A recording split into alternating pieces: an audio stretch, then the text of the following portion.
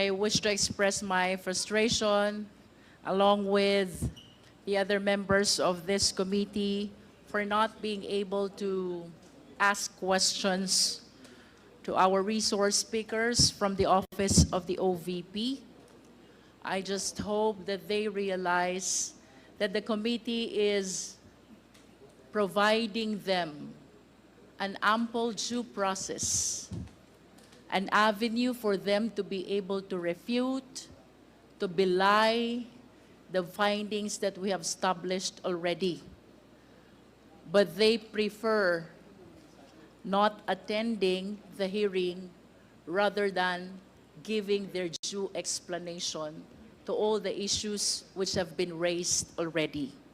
Mr. Chair, after the last hearing of the Committee on Blue Ribbon, the Vice President held a press conference, although apparently she did not address squarely the findings that we have established already. Among others is the huge cost of rentals for the safe houses, most especially the 16 million confidential fund that was used in 11 days for the safe houses. Second, the confirmation of Attorney Osayas with regards to the receipt of DepEd envelope payola, which has been testified to already in the previous hearings by Yusek Mercado. And third is the denial of the AFP of having received any fund from the DepEd with respect to the Youth Leadership Summits and the information and education campaign which were conducted. Nonetheless, Mr. Chair, there's one remark of the Vice President which indeed captured the attention of this representation. And if I can ask the Secretariat to please play this video clip of the press con.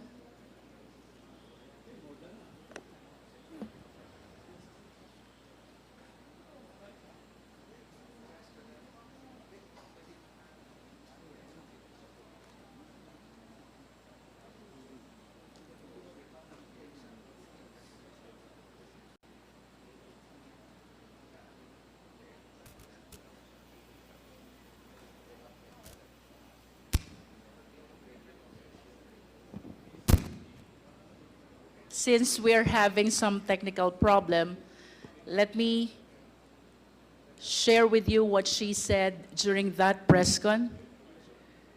She said that the DepEd Confidential Fund ay ginamit para magbigay ng impormasyon sa militar at sa local government units kung saan dapat gawin ang Youth Leadership Summits at ang Information Education Campaign.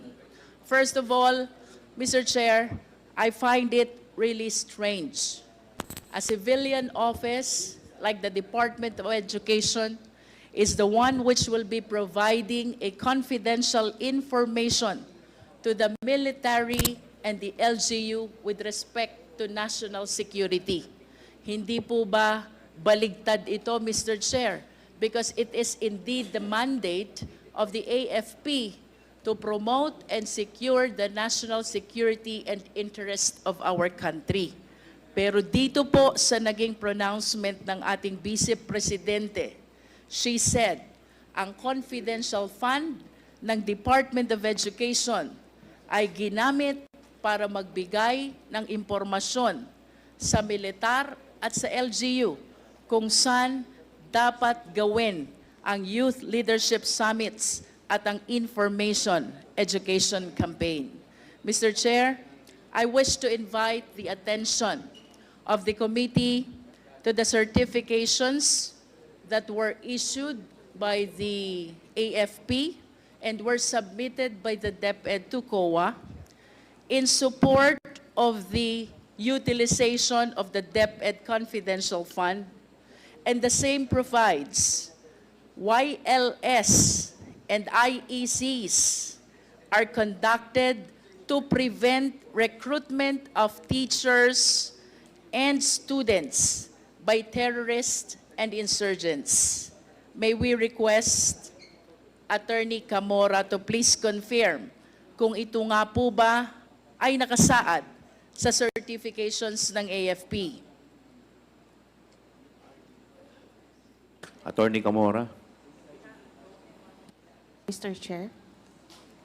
The certification submitted by AFP to DepEd and which were subsequently submitted by DepEd to COA in support of the utilization of the DepEd Confidential Fund provides, among others, that YLS and IECs are intended to prevent recruitment of teachers and students by insurgents and rebels.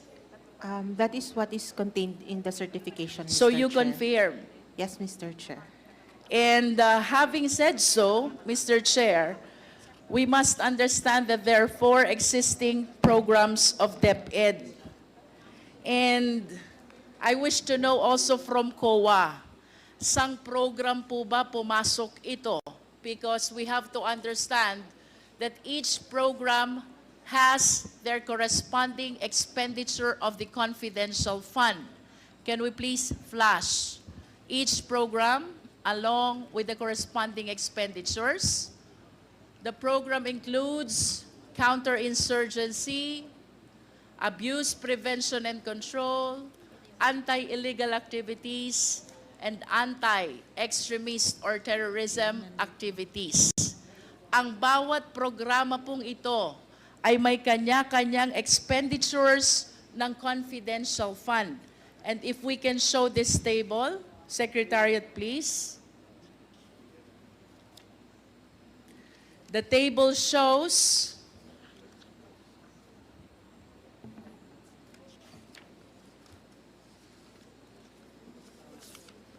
that for counterinsurgency program, first quarter, DepEd spent 2 million, and second quarter, DepEd spent 2,050,000. The second program is abuse prevention and control within schools, and expenditures for first quarter, 2.130 million. Second quarter is 2.370 million. Anti-illegal activities, first quarter, 1.5 million, and second quarter, 1.7 million. And for anti-extremism, first quarter, 1.8 million, and second quarter, 1.8 million. I understand, Mr. Chair, that the YLS and the education information campaign has to fall in any of these programs. And considering the purpose that was indicated in the certification submitted to COA, I wish to believe na ito pong mga YLS na to at IECs na to ay part ng counter-insurgency program. Tama po ba ito, Attorney Camora?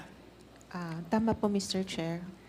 And having said that, Attorney Camora, ang total expenditures po for the counter-insurgency program is only 4,050,000 pesos, when the amount utilized is 15,540,000 pesos. Mayroon pong nawawala 10,490,000 pesos. Saan po kaya napunta itong diferensya ng nasabing amount? Mr. Chair, we considered the entirety since ang sabi naman po, focus on protecting the schools and the youth from physical harm, criminalities, terrorism, and drug abuse. So, hindi na lang po siya sa counter-insurgency. Mr. Chair, is it the intention of Attorney Camora to consider that the entire amount utilized, that is 15,040,000, were spent in all these 4 programs of DepEd? Is that what you are trying to say, Attorney Camora? The fund was used for the payment of rewards po in relation to these 4 programs. Yes, So, but there are opo. 4 programs of the DepEd under which the utilization must fall. Kaya ang tanong ko po sa inyo kanina, when the certification provides that YLS and IECs are conducted to prevent recruitment of teachers and students by extremists and terrorists, ito po ba ay tamang nasa ilalim ng counterinsurgency program? Yes, Mr. Chair. Because if so, since most of the expenses, or I should say all, of the 15,540,000 was utilized for this YLS and IECs, ang napapaloob pong expenditures for counterinsurgency program is only 4,050,000. Hinahanap ko po, Attorney Camora, saan po napunta yung 10,490,000? Ayun nga po. Actually, binase din po namin sa certification na they've made mention that it is to protect the schools and the students from physical harm, criminalities, terrorism, which is one of the, and drug abuse po. So, Then why did they not indicate those purposes in the certifications? it's on the certification po. I'm reading from the certification po. The certification provide for prevention of recruitment by the terrorists and rebels. Am I correct, Attorney? Yes, Mr. Chair. Ano pa po bang ibang purpose ang nakasaad sa certification? Mayroon pa po bang ibang purpose? Nakalagay po kasi, also because of this exchange of information, we were able to perform our civil military combat and intelligence operations in our AOR with focus on protecting the schools, their students, and the youth from physical harm, criminalities, terrorism, and drug abuse. So from your point of view, Attorney Tamora, saang program po ba napapaloob itong YLS at IECs? Sa anti-insurgency. If you are saying that this falls under the anti-insurgency program, ano naman pong activities kaya ang kinonduct ng DepEd in line with their abuse prevention, anti-illegal activities, and anti-extremism?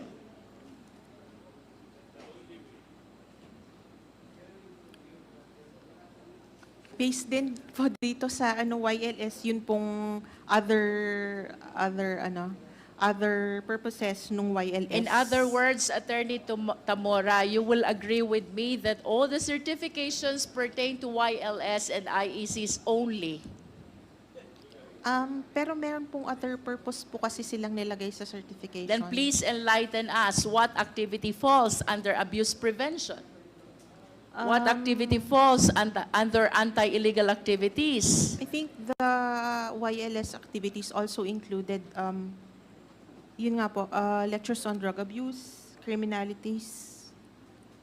Are you not particular about defining, identifying sang programa po ba ito na papaloob? How are you able to account the expenditures if you are not even aware kung saan programa kasama yung mga activities ng DepEd? I think that was not part of the yung naging part nung review nito. Dahil nung nagpasubmit po kami ng sa rewards. I will raise the same question for the last time, Attorney. You were saying that the YLS and the IEC fall under counterinsurgency program. Yes, Mr. And that is Chair. only 4,050,000. Yes, Mr. Way Chair. below the 15,040,000 confidential fund that was utilized by DepEd. What therefore are the activities that fall under abuse prevention first? Mr. Chair, ito lang po yung naging basis namin, Mr. Chair. I understand that this 15 million is not even a subject matter of an AOM or an ND. Tama po ba ako? It was a subject matter of AOM po. And then what happened with the AOM? And then this is their answer, yung certification po. And you simply adopted this. Yes po. And you agree with me that it is not clear with COA kung anong activity ang pumasok in every or each of the 4 programs. Hindi na po namin kinategorize, Mr. Chair. I wish to invite the attention of the committee to the total amount spent for all these programs. Nasa ilalim po. First quarter is 7.5 and then second quarter is 8.31. How can you give us a clear presentation on how this 15 million was utilized if you could not identify under which program every activity falls?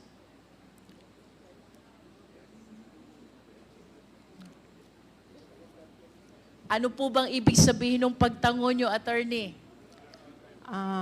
Yun po, hindi po na-consider nung evaluate po na i-categorize siya according to the programs of the DepEd.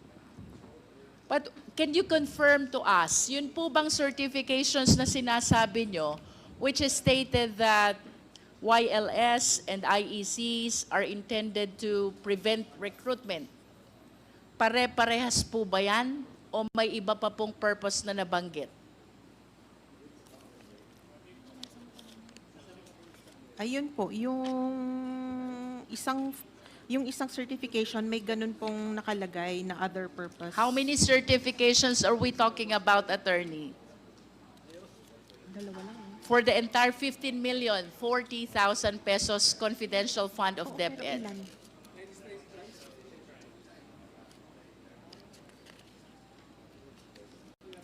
Mr. Chair, dalawa lang po. Dalawang certification lang po.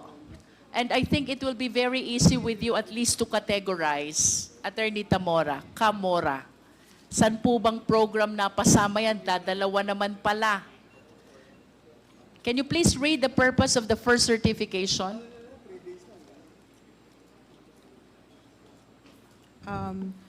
These combined activities benefited 1,300 participants for the YLS and 8,754 students for the IEC.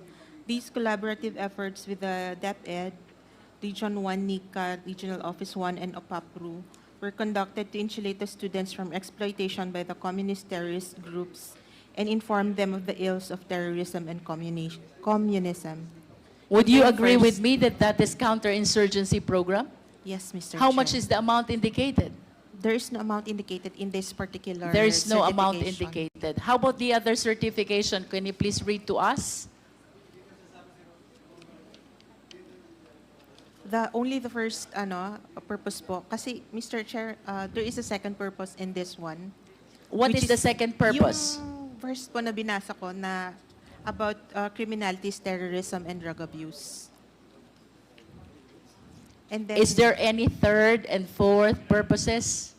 No, Mr. Chair. Wala na. First Opo. and second. Yes, Mr. So in other words, the certifications provide, first is the counterinsurgency, and second, it encompasses the 3 other remaining programs. Yes, Mr. Chair. However, I wish to manifest, Mr. Chair, that the COA should be able to identify under which program each expenditures fall, because if I will be basing our interpretation to the certification which states as primary purpose that the YLS and IECs are conducted to prevent recruitment, then it means that the program which is being implemented by DepEd is the counterinsurgency program.